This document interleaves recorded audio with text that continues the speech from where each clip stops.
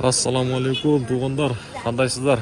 Bir лайк мен кіріп келіңіздерші. Бүгін бұйырса рубль көтеріліп кетті. Мен сіздерге сол рубльдің көтерілген жерін көрсетейін.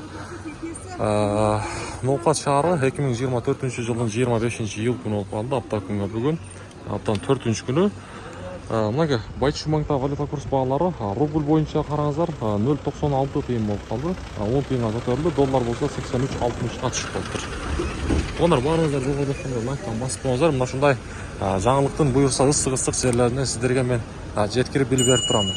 Мен болса мына жерде коммерциялық Қырғызстан банкта сатып алу бойынша айтсақ, рубль 0.955 екен бұл жақта. Доллар 83.80. Туғандар, мынағы бұйырса каналға сөзді подписаться болып, қолдау ретінде лайктан басып қойыңыздар. Бұйырса сіздерге жаңалықтар біріншілерден болып жетіп тұрады. Доскрада банктадағы рубль 0.96 тиын, доллар 83.80, евро 90.80 екен.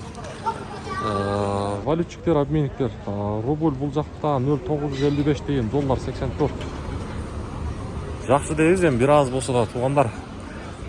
Рубльдің көтерілішіні әлбетте барымыз тілеп қаламыз. Енді Азия банктадағы рубль қандай болып қалды? Көрелікші 0.96 тиын екен бұл жақтадағы.